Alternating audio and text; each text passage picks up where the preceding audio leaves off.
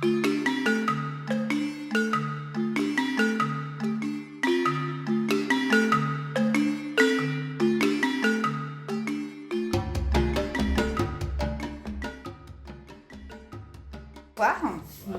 Merci d'être revenus ce soir, plutôt assez nombreux malgré le beau temps. Voilà, vous auriez pu flâner, et non, vous avez préféré les Upis, vous avez bien fait. Donc, on arrive quasiment au bout du cycle sur les machines. Et donc, nous recevons ce soir Laurent Nessensas, enseignant-chercheur dans le numérique, et qui par ailleurs est photographe, et avec lequel on va réfléchir à ce que le numérique change dans notre rapport aux images. Je vous laisserai bien sûr dire tout ça beaucoup plus précisément. C'est très bien. Alors, Laurent, n'hésitez pas à rajouter des choses. Vous voulez que je vous parle de Blade Runner? Ok, merci. Je m'assois parce que j'ai un peu mal au dos, donc je suis désolé, je vais faire cette conférence assise. J'étais un peu... J'ai porté des choses ce week-end et c'est pas très bon pour le dos. Voilà, merci beaucoup pour cette invitation, merci d'être là. Donc je vais vous parler un peu d'images. Ça s'appelle Les images à l'épreuve des machines, la fabrique numérique du regard. Et ça va être en fait c'est 40 minutes, je vais essayer de tenir le timing, je vais noter ça comme ça va m'aider. Hop.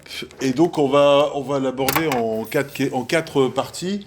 Donc la première partie assez rapide, c'est vous rappeler en fait ce malentendu sur l'image, parce que souvent on attribue des notions de vérité à l'image et on va voir assez rapidement que c'était pas le cas déjà. Ensuite on parlera des nouvelles ères de l'image, donc toute la question de la massification, de la numérisation des images et toute la partie réseaux sociaux, internet. Et puis, on entamera une plongée dans les algorithmes et la création. Donc, pour faire simple, ce qu'on appelle aujourd'hui l'intelligence artificielle. Et puis, tout ça, ça va déboucher sur un début de réflexion autour du post quelque chose. On parle beaucoup de post-vérité, de post-photographie, peut-être même de post-humain. Donc, on rejoint un peu Blade Runner à ce niveau-là. Et on conclura et on fera... alors, on parle beaucoup d'interface humain-machine. Donc là, on va faire une interface humain-humain. C'est-à-dire, ce ne sera pas de l'IHM, ça sera de IHH, qui est intéressant. On va laisser de côté la machine, mais pour parler des machines. Donc, je vais essayer d'aller assez rapidement. Et puis, peut-être, par rapport à vos questions, vos réactions, de revenir en arrière ou de détailler certains points que vous n'avez pas... bien saisi ou que je me suis mal expliqué. On va commencer tout de suite par une première image et sur cette fameuse l'image en question et le malentendu de la vérité photographique. Alors là, on commence très loin, on va pas faire toute l'histoire de la photographie. Donc, parce que là, on est au XVIe siècle. Et on a des appareils qui s'appellent les caméras obscura, donc les chambres obscures, qui sont vraiment les ancêtres de la photographie, puisque Nicéphore Niepce, en 1826, va mettre une surface sensible à l'arrière de cette caméra obscura et avoir la première photographie. Et à partir de ce moment-là, on pensait que la photographie, ça capture le réel. C'est-à-dire que c'est une boîte qui est objective et qui capture le réel. Et ce qui est très drôle, c'est que la première image photographique dont on fête son anniversaire, puisque elle est établie à peu près à 1826, selon la police ou selon... ça dépend, mais on considère que c'est à peu près 200 ans. Et donc on a cette photographie qui apparaît qui est publiée par un historien en 1952, et on la considère comme la première photographie de l'humanité. C'est le point de vue de la fenêtre du Gras, réalisé par Nicéphore Niepce, donc, qui est un inventeur français. En fait, la première photo, c'est celle-ci. C'est-à-dire que c'est une plaque de métal qui a été insolée pendant de très nombreuses heures, mais on voit absolument rien sur cette photo. Elle est aujourd'hui au Texas, dans la fondation Kodak. Et donc, le malentendu, c'est presque ironique, quoi. Il y a déjà un malentendu sur la capacité de la photographie à nous embarquer dans le réel. Et puis, ça va devenir... c'est pareil, chaque diapo, on pourrait faire une conférence sur chaque photo, donc on va aller assez vite, je m'en excuse. 1871, la Commune de Paris, Et là, la photographie, qui est quand même un art très récent, hein, on pourrait presque se considérer à l'IA, hein, c'est l'IA de l'époque, hein, c'est une technologie majeure qui apparaît, qui va toucher un certain nombre de domaines, photographie, mais qui va aussi servir très rapidement de lieu politique. Notamment chez un photographe qui s'appelle Eugène Appert. Donc il y a deux grosses écoles sur la commune, hein. Il y a ceux qui sont pour et ceux qui sont contre. Et Appert va faire des montages, j'ai appelé ça montage grossier. Mais vous voyez par exemple, si vous remarquez bien, il y a des femmes qui ont les mêmes robes. Ce qu'on pourrait mettre aujourd'hui comme IA d'avoir 6 doigts ou d'avoir un défaut, si vous regardez attentivement cette image, vous allez voir que c'est un montage dans lequel, en fait, on va prendre des femmes qui ont été arrêtées, des révolutionnaires, des femmes révolutionnaires arrêtées, et qu'on va photographier de visage, et on va faire une espèce de grand tableau qui serait censé représenter les femmes communardes en train de boire à la bouteille, avec des cigarettes, etc. Enfin bref. Donc, c'est déjà de la propagande, et la photographie, dès le départ, va être une propagande, en fait, hein, au service du pouvoir. Ce qui a beaucoup changé par rapport à maintenant, c'est qu'aujourd'hui, vous faites ça vous-même avec votre téléphone ou avec un logiciel, et c'est assez facile de faire cette propagande. Mais dès le début, dans tous les régimes, bon là je vous ai mis Staline parce que celle-là elle est quand même assez marrante, enfin marrante, elle est assez terrible, mais au fur et à mesure en fait des années, il va réduire ou retoucher les images pour que rester à la fin tout seul. On a la même chose chez Mao, on a la même chose dans pas mal d'organismes ou de gouvernements qui assurent la propagande. Sans transition, comme disaient les journalistes, je vous ai pris un président de la République française, enfin un ex-président de la République française, parce que là, ce qui était intéressant, c'est que, vous voyez, on a fait un bond dans le temps, on est arrivé en 2007, et là, on parle de retouche numérique, et on parle de ce que j'appelle le maniérisme. C'est-à-dire que sur cette photo, vous aurez peut-être, mais à l'époque, il était avec son fils, il passait ses vacances aux États-Unis, et il y a cette photo qui sort dans Paris Match, et très rapidement, en fait, les gens voient que cette photo a été retouchée. Donc, en fait, on lui a enlevé les petits bourrelets, là, et puis on l'a un peu bronzé. Et alors, on pourrait se poser une question, évidemment, est-ce que c'est l'Élysée qui demande, est-ce que c'est de l'autocensure? On n'en sait rien. Mais on est dans une forme de maniérisme, en fait, où la photographie et l'esthétique va prendre part sur le fait politique. Parce que peut-être que le plus choquant dans cette situation, c'est de voir un président torse nu. C'est peut-être pas qu'il ait un bourrelet. Mais bon. C'est une autre histoire. Donc, on va basculer maintenant. Donc, pour résumer, la photographie n'a jamais été un espace de vérité. Ça l'est évidemment quand vous faites une radiographie, ça l'est quand vous faites quelque chose, une empreinte du réel. Mais toute photographie est un cadrage, un choix, une esthétique et parfois des retouches. Ce qui change aujourd'hui, on va le voir, c'est la massification des images qui nous entraînent, enfin qui ont des conséquences, on va dire, extrêmement importantes, surtout quand on les délègue à des machines qu'on ne contrôle plus. Alors, premier choc, l'ère de l'image, on est sur une image qui arrive, qui va se numériser, et surtout après la numérisation, qui va pouvoir rentrer dans ce qu'on a appelé les réseaux sociaux, c'est-à-dire du partage d'une photographie. Et la photographie devient un langage, devient un support, devient une façon de témoigner. Et donc, il y a une massification extrême de la photographie. Et on va dire qu'il y a une fluidité qui se met en œuvre. En fait, la photographie va se répandre un peu partout. Alors, il est difficile de déterminer avec précision le nombre exact d'images postées chaque jour sur Internet, mais en 2024, pardon, mais des estimations peuvent donner une idée de l'ampleur. On pense qu'environ 1,5 milliard d'images sont publiées quotidiennement en ligne. Donc, ça vous donne une idée très large de ce qui peut être publié chaque jour. Cela comprend l'ensemble des plateformes de médias sociaux, donc Meta, Instagram, Snapchat, TikTok, X, où des milliards d'utilisateurs postent régulièrement, ainsi que d'autres services de partage comme WhatsApp et les sites de stockage dans le cloud. C'est-à-dire que quand on parle de ces 1,5 milliard, c'est une estimation globale de l'ensemble des images qui sont générées et qui sont stockées par jour sur Internet. Alors, la prévision pour 2024 indique que le nombre total d'images stockées pourrait dépasser les 4 milliards, donc soit 4 trillions. C'est impressionnant. Ce chiffre est le résultat de plusieurs années de publication d'images, des photos s'accumulant dans le cloud, sur les réseaux sociaux et d'autres plateformes, mais également les bases de données de stockage personnel. Alors, c'est très très difficile d'avoir ces chiffres-là, parce que ces chiffres-là, ils sont liés à des opérateurs privés qui souvent soit gonflent leurs résultats, soit au contraire les diminuent face à une poussée en fait ou une conscience écologique, puisque évidemment tout ça, ça a une conséquence extrêmement importante sur les serveurs, sur le réchauffement climatique, sur la crise de l'eau, etc., etc. Donc, à partir de 2009, je vous ai mis cette image que j'ai appelée la danse des images parce que c'était vraiment au tout départ, on a commencé à voir cette technique du selfie qu'on appelle jeu selfie, qui s'appelait avant autoportrait. Hein. Le terme selfie apparaît autour de 2010-2013. Avant, on appelait ça un autoportrait, mais c'est devenu quelque chose d'extrêmement important et qui génère beaucoup d'images. Ce qui est aussi important dans le numérique, et ce qui a amené les réseaux sociaux et l'essor d'Internet, c'est la viralité. C'est-à-dire la capacité à une image à devenir un mème.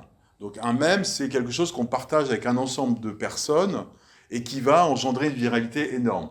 La première apparition de ce mème, en tout cas en ce qui me concerne, c'était 2001, au moment de la publication de cette photo sur les réseaux sociaux, ce qu'on a appelé le touriste du 11 septembre, et qui en fait est un faux, hein, parce que très rapidement on s'est aperçu que cet avion n'était pas le bon avion, que cette personne n'était pas là au moment, que la date avait été rajoutée, etc. Donc l'image a été déconstruite, mais à cette époque-là, on recevait ce genre d'image, on pensait que ça pouvait être quelque chose, alors de drôle, de cynique, ce que vous voulez, mais il y avait cette image-là.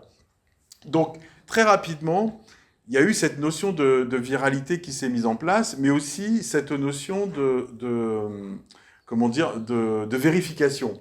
C'est-à-dire que l'ensemble des internautes ont diffusé cette image, mais une certaine partie des internautes ont vérifié les images, et donc il y a eu cette chose qui s'est mise en place.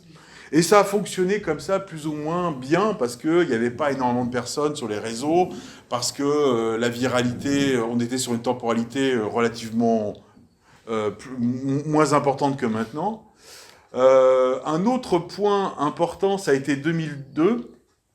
Dans la réalisation et le tournement, il y a eu une petite vidéo d'un jeune homme qui avait oublié sa vidéo dans un collège, et ses camarades l'ont mise sur Internet, et ça a été repris, et c'est une vidéo qui s'appelle Star Wars Kids, et qui a été reprise mondialement, et qui a fait le tour de la Terre, et qui a été pour la première fois aussi une des causes de ce qu'on pourrait appeler aujourd'hui du cyberharcèlement, c'est-à-dire que la personne qui a été filmée, sans son consentement, s'est vue diffuser massivement sur les réseaux sociaux, et donc a eu une grosse crise et une grosse dépression. Enfin, ça a été quelque chose d'assez douloureux. 2002. Donc là aussi, on trouve le pire et le moins bon. Hein. C'est-à-dire qu'on trouve le retournement, la créativité, mais on trouve aussi la cruauté et les effets pervers d'un système qu'on ne peut plus contrôler. Et puis, dès 2003, on a commencé à voir dans la presse des photos retouchées. Donc, c'est-à-dire que là, c'est une photo qui est parue dans le Los Angeles Times, dans lequel le photographe a mélangé deux images et l'a présentée comme une image, alors que ce n'est pas une photographie de combat, c'est pas une photographie qui atteste quelque chose, c'est une construction qui mélange deux choses. Et puis, on va attaquer la partie accélération, c'est-à-dire la partie algorithme. Alors, 2013, Google Images commence à lancer la reconnaissance par pixel, c'est-à-dire que si vous voulez, la première reconnaissance photo, c'était des valeurs de noir, des valeurs de peau, voilà. Et puis, en fait, quand on met cette image-là et qu'on la compare aux images qu'il y a dans Google, il va vous sortir des correspondances, sans se poser la question du sexe, du genre, de l'origine, etc., etc., ou de la célébrité ou pas. C'est-à-dire qu'on est sur des valeurs de pixels qui sont les mêmes. Et puis, on va faire rapidement un bond là-dedans, c'est qu'on va commencer à appeler ce qu'on appelle la vision machine, c'est-à-dire la capacité aux ordinateurs de reconnaître des pixels et de pouvoir les nommer. Donc, ça commence par quoi? Ça va commencer avec des humains qui vont renseigner ces choses-là. C'est-à-dire, ça c'est une grenouille, ça c'est un oiseau, ça c'est une personne, ça c'est un marteau, c'est un pot de fleurs, une perceuse, etc., etc. Et donc, on va avoir une base de données qui s'appelait ImageNet en 2009, qui a à peu près 1 milliard d'images. Ce qui paraît beaucoup, mais pour raconter la complexité humaine, c'est très peu. Et donc, mais c'est l'ancêtre, en fait, de ce qu'on pourrait appeler aujourd'hui une intelligence artificielle. Et puis en 2018, on va faire un bond. On va travailler sur ce qu'on appelle les GAN, c'est-à-dire ces deux systèmes qui s'affrontent. Grosso modo, il y en a un qui dit, un peu comme dans Blade Runner, hein, est-ce que c'est un humain, est-ce que c'est pas un humain? Et puis, voilà. Donc, on va produire un certain nombre de pixels, et à travers ces pixels-là, à chaque fois, la machine va dire ça ressemble pas vraiment à un humain. Et à la fin, on va avoir à qualifier une personne où tous les deux se mettent d'accord pour dire que ça ressemble à un visage humain. Bon, c'est très ce que je vous dis, mais c'est un peu ça. Donc là, on est en 2018 et vous voyez que pour arriver à cette image-là, ça met 18 jours sur des machines qui sont faites par un fabricant qui s'appelle Nvidia. Donc on est vraiment sur la notion de carte graphique et c'est ce qui va exploser par la suite. Et puis dès 2018, donc 1 an après, on commence à avoir un site qui est un site qui produit des images, qui va produire des images qui sont censées être des humains, mais qui n'existent pas en fait. Hein, donc c'est-à-dire qu'on a ce site qui s'appelle This Person Does Not Exist, en fait, qui va générer des gens par rapport à des sociotypes, etc. Et des gens... Donc là, on commence à avoir... des choses extrêmement importantes et intéressantes dans l'IA, et puis petit à petit, on va passer à la vidéo. Donc moi, ce que j'appelle le nouveau grotesque, c'est-à-dire qu'on va s'emparer un petit peu de ces vidéos-là pour faire des films ou des choses, etc., avec un point assez rendu. Et donc le grotesque, la déformation de l'IA, va devenir en fait un style que Trump... utilise toujours. Voilà pour la partie. Après, on va terminer sur les postes quelque chose. Donc, je vous ai mis un certain nombre, parce que c'est vrai qu'on parle beaucoup de postes aujourd'hui, hein, de postes croissance, de postes anthropocène, de postes humanistes, de postes humains, de postes journalistes, de postes digital, de postes démocrates, postes colonialistes, ou postes travail même, on en parle aussi. Et donc, cette question-là, nous, on va surtout s'intéresser à deux choses, plusieurs choses, mais le post photographique, le post vérité, et ce que j'ai appelé le post indexical, c'est-à-dire finalement la disparition complète de la photographie et la création de photographies par du texte, hein, ce que fait une IA. Est-ce qu'on ira jusqu'à là? On va le voir, ou en tout cas, on va en discuter. Donc, pour redéfinir ce que c'est le terme post-photographique, donc vous avez compris la photographie 1826, aujourd'hui on est dans un ère qui s'appelle la post-photographie. Ce terme, il est utilisé pour plusieurs choses. Il est utilisé pour l'évolution de la photographie dans son contexte d'ère numérique, mais à la fois tout ce qui concerne la retouche, la création par le numérique, mais aussi la réutilisation d'images existantes. Alors là, je vous ai donné un exemple d'un artiste qui s'appelle John Coubertin, qui est... et en fait, cette image, qui vous rappelle le point de vue de la fenêtre du Gras, est entièrement composée d'images. Vous ne le voyez pas très bien.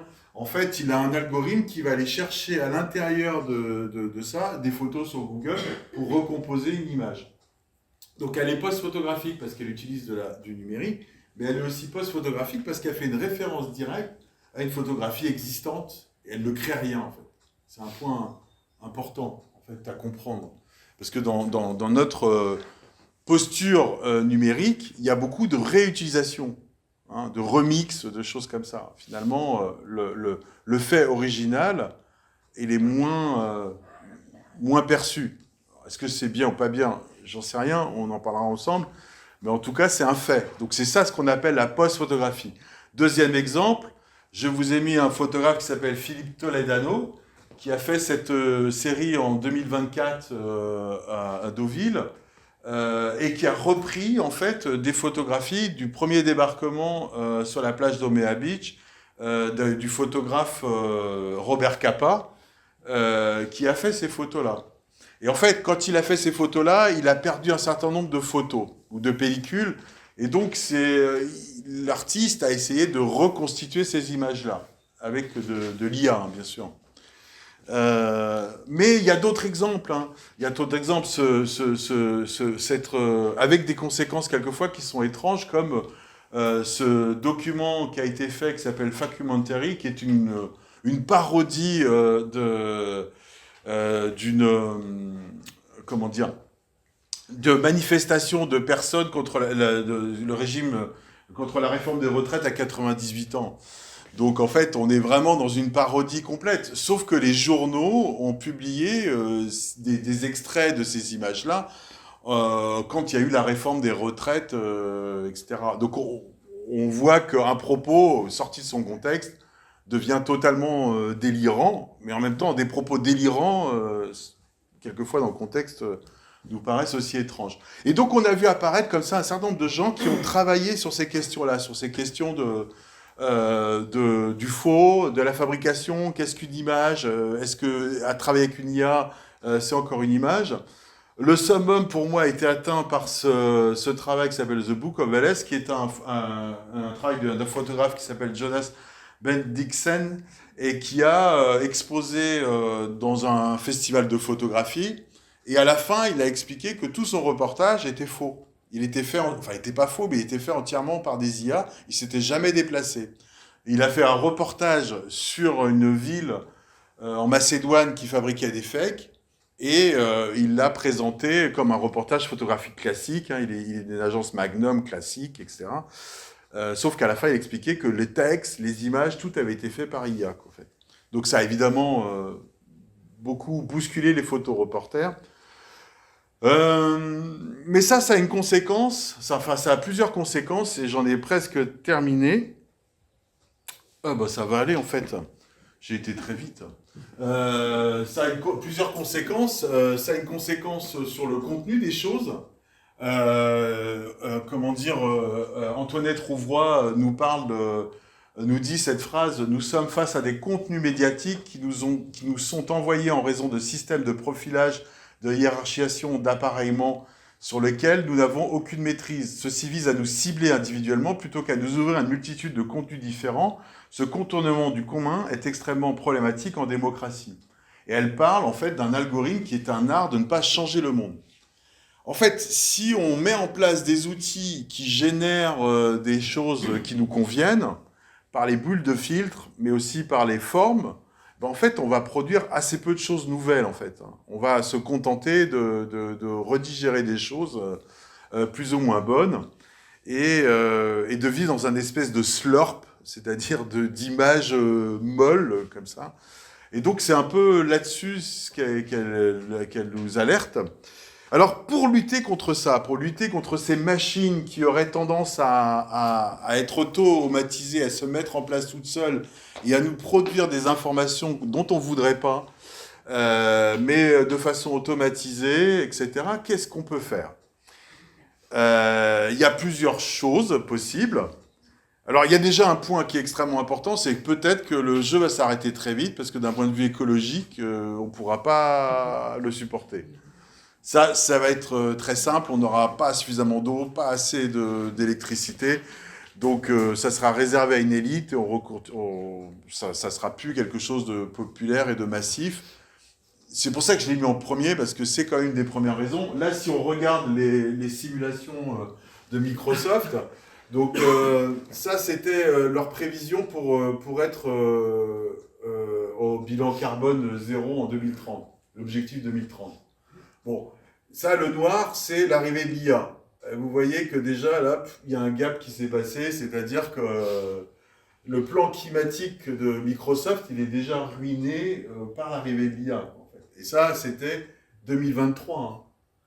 Donc, depuis, il y a une massification des demandes. Depuis, Microsoft a intégré l'IA dans la plupart de ses logiciels.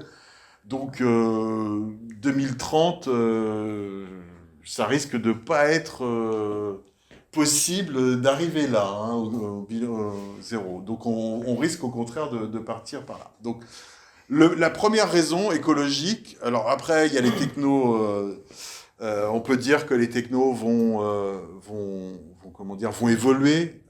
Maintenant on sait aussi que on disait ça pour l'éclairage, et le fait d'avoir des LED, en fait, on met plus de LED, donc on éclaire, la consommation est la même.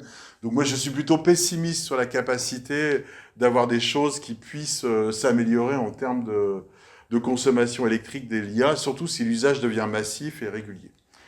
Alors après, il y a la question éthique, hein, qui est une part extrêmement importante aussi, que j'ai vraiment survolée, mais on voit qu'il y a des problèmes d'éthique. Alors, il y a en 2024, il y a eu la coalition pour les contenus sécurisés.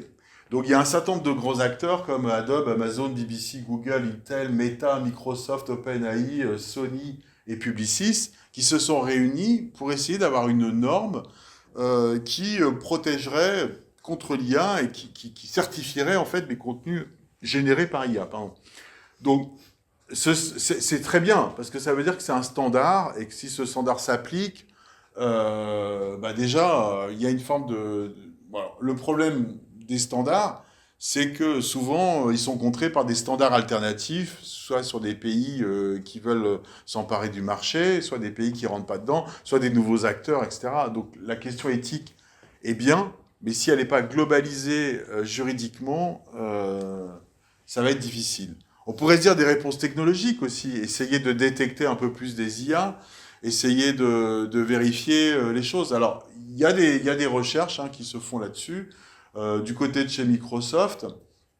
Alors, sur les IA, aujourd'hui, les IA qui sont traitées avec les photos, c'est extrêmement compliqué, techniquement, aujourd'hui, de savoir ce qu'il y a.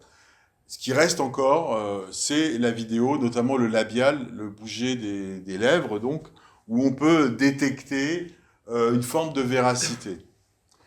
Alors, il y a d'autres solutions, il y a cette solution-là aussi. Donc là, ce qu'on va faire, c'est qu'on va capter le visage, on va capturer le visage, on va le suivre, et on va essayer de détecter l'ensemble des mouvements pour voir si c'est un humain ou pas un humain. Encore une fois, là, on n'est pas très loin de Blade Runner, hein, c'est le fameux test de Van Gogh qui est dans le film, en fait, hein, qui est basé sur le test de Turing. Donc voilà. On pourrait se dire que c'est aussi quelque chose de juridique. Hein. On interdit l'utilisation de l'IA dans les campagnes politiques. On interdit l'utilisation des IA avant certaines choses. On protège des personnes politiques, etc., etc. C'est le cas aux États-Unis, hein, où pendant la campagne, Kamala Harris a eu pas mal de...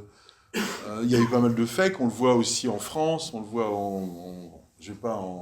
c'est l'actualité, il y a beaucoup de fakes qui passent, beaucoup de choses qui... Et donc, on pourrait se dire qu'effectivement, le juridique pourrait aller contre ça, sauf que le juridique, souvent, il est plutôt a posteriori, ou quand on met des lois en place de prévention, elles sont très compliquées à mettre en œuvre, pardon. Donc là, ça s'était passé aux États-Unis, où certains États avaient décidé d'interdire l'IA dans la promotion politique, en fait. Moi, je pense qu'une des solutions, sinon je ne serais pas enseignant, c'est l'éducation, hein, c'est la pédagogie. Alors, la pédagogie, elle peut être appuyée, soit par... déjà, elle l'est par l'apprentissage, les décryptages des réseaux sociaux, le décryptage des images, les EMI, etc., etc. Et puis, il y a cette... alors, je ne sais pas si le son... ouais. Donc ça, c'est un projet de la Sorbonne, en fait, qui est un Sorbonne qui est assez intéressant, parce qu'en fait, il ne va pas se concentrer sur tout. On ne pourra pas se concentrer sur toutes les images, en fait. Je vais couper le son. On va pas se concentrer sur l'ensemble des images qui sont produites, mais on va se concentrer sur des images qui deviennent virales, en fait, ou qui sont reprises par la presse, ou qui deviennent... et c'est celles-là qu'on va catégoriser. Donc là, pour faire simple et pour raconter l'histoire, c'est une photo qui est souvent prise, mais qui est sortie de son contexte, en fait. C'est-à-dire qu'elle souvent, elle est prise pour la fabrique coloniale, le colonialisme belge, en fait, où on pourrait penser que là, c'est le planteur qui a coupé les mains des esclaves, etc. Alors qu'en fait, c'est des photos qui étaient faites pour dénoncer cette pratique-là. Donc il y a une inversion du sens, en fait. Mais on peut retrouver ça sur plein de photos historiques comme ça, où le sens a été sorti. Et donc, en fait, qu'est-ce qui va se passer? C'est que eux, ils mettent en place un outil qui est basé avec des historiens, avec des chercheurs en informatique, et c'est d'essayer de qualifier ou d'associer un maximum de contenu sur une image pour qu'elle se retrouve placée dans le haut du tableau, dans le référencement. C'est-à-dire qu'elle noie, en fait, les paquets, je ne vais pas être grossier, mais enfin, le paquet de ce qu'il y a en dessous, quoi, en fait. Et donc c'est un projet qui est extrêmement intéressant, en fait, hein, et qui permettrait de faire ça, c'est-à-dire de donner une qualification aux images qui sont produites. Le gros problème, c'est qu'effectivement, plus il y a une massification d'images, et donc les progrès vont être limités. Une autre façon de faire, moi c'est ce que j'expérimente beaucoup, c'est de faire de la pédagogie autour de l'IA, quoi. C'est-à-dire d'essayer de faire ça en groupe et de comprendre les différentes choses, à quoi ça peut nous servir, comment ça fonctionne. Et en fait, c'est de mettre les mains dans le cambouis qui est intéressant. C'est-à-dire de ne pas fantasmer sur quelque chose. Sur ces fameuses machines, en fait, ce qui est intéressant, c'est de comprendre comment elles marchent, en fait. Et que c'est rien qu'une machine. Et que ces machines-là, en fait, on doit pouvoir les maîtriser et on doit pouvoir choisir en connaissance de cause si on les prend ou si on les prend pas. Et pour ce faire, moi, je fais un exemple très simple. Donc là, c'est un exercice que j'ai fait avec des personnes à l'Université permanente de Nantes, où je demande aux gens de venir avec une image. Et donc, il y a une dame qui vient avec cette image et qui me dit, bon, j'ai rien compris à votre exercice, mais j'ai choisi une image. Je dis, et donc l'exercice, c'est, on amène une image et soit on l'augmente, soit on la modifie. C'est-à-dire, soit on va essayer, par exemple, sur cette image-là, on pourrait se dire, qui est la personne qui parle? Et on va demander à l'intelligence artificielle c'est qui parle. Et on va travailler sur la représentation de la personne qui parle. Ou alors on pourrait se dire, c'est 86, mais est-ce que ça représente la société actuelle? Hein, en termes de diversité, en termes de... Bon, vous voyez que non, hein. Ça c'est une usine, enfin c'est une sortie, c'est en juillet ou en juin 86. Il y a le PDG qui parle, et puis il y a les cadres qui sont là, et dans les cadres, il y a une seule femme. Et donc, mais c'est ce qu'elle avait intuitivement compris. Elle m'a dit, moi j'aimerais bien avoir une image pour en parler avec mes enfants. Et donc on travaille sur cette question-là, ce que j'appelle l'extension des limites. Et donc on va travailler là-dessus. Donc la première chose que je fais, c'est que j'ai passé cette image dans l'intelligence artificielle, qui est un super logiciel qui permet d'écrire les images, pour ensuite construire le prompt. Et puis après, bon, je vous passe les détails, mais on arrive à générer une image. En 2024, ça doit être la 16e occurrence. C'est-à-dire qu'en fait, à partir du prompt de l'image, on a retravaillé ensemble en discutant avec elle. Non, là, c'est pas ça, et c'est pas ça. Bon, là, on a une forme de diversité, mais on voit qu'il y a quand même... Il y a quand même des problèmes de jumeaux, il y a des gens qui sont plutôt bizarres. Si vous regardez les doigts, ça ne va pas encore. On est en 2024. Hein. Et puis là, je vous montre la version 2026. Ouais, l'autre, c'était 2024-2025. Donc ça, c'est un an après avec le même script, le même logiciel. Donc là, vous voyez qu'on commence à avoir des choses qui sont très photographiques et qui sont relativement réalistes. Et donc, dans lequel, en fait, la question de diversité, âge, sexe, genre, etc. est faite. Et ce qui est vachement intéressant aussi, c'est qu'il a repris la personne qui a une robe qui est très similaire à celle qu'elle avait sur la photo originale, quoi.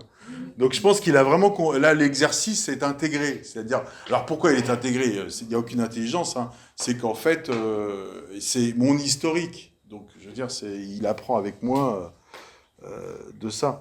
Mais voilà, et je pense que c'est une manière de le faire qui peut être intéressante, c'est-à-dire effectivement d'essayer de voir en quoi ces machines-là peuvent amener un dialogue et une compréhension sur le monde qui est complexe et sur les changements du monde.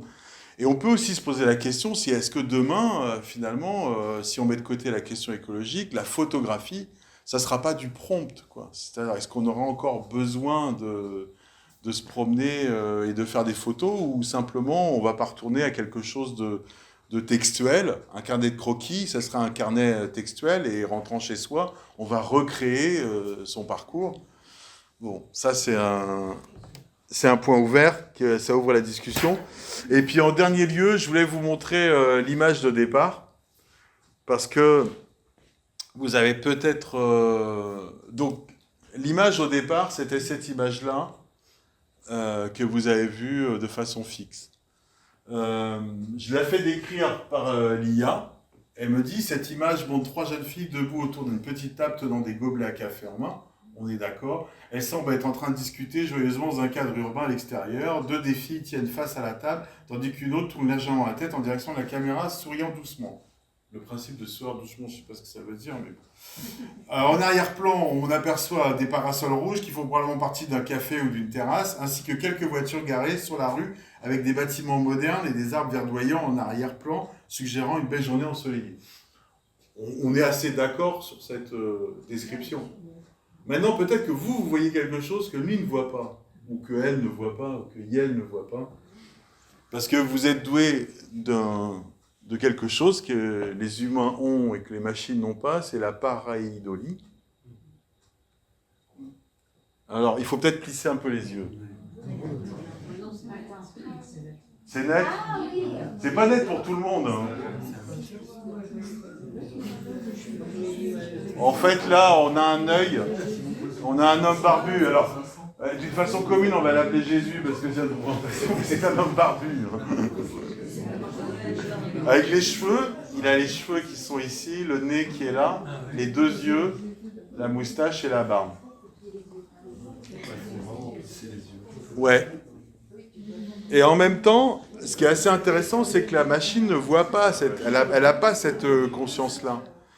Et c'est une image qui est à la fois intéressante parce que, et en conclusion, parce que c'est à la fois quelque chose d'extrêmement avantageux pour nous, de savoir reconnaître dans la nature ou dans les objets des choses. Je pense que les hommes préhistoriques, ça leur a sauvé la vie, je pense. Ou en tout cas, ils ont fait de belles découvertes avec ça. Mais c'est aussi un trompe-l'œil qui est extrêmement important, parce que ça génère des croyances, ça génère des choses qui ne sont pas rationnelles et raisonnables. Et en fait, c'est l'ambiguïté de ces machines-là, quoi, en fait. C'est-à-dire que finalement, quand vous conversez avec une machine, vous projetez votre imaginaire, et voilà. Donc c'est cette dualité. Et pour revenir sur Blade Runner, c'est cette question-là qui nous est posée, quoi. C'est quoi être humain, en fait? Donc c'est quoi être notre différence entre une machine et nous? Parfois, l'intelligence de la machine peut nous faire penser ça. Bon, je l'ai animé, en fait, du coup. Voilà, je suis parti de l'image de l'IA, et là, on retrouve plus le... J'ai perturbé les machines. Très bien, je vous remercie.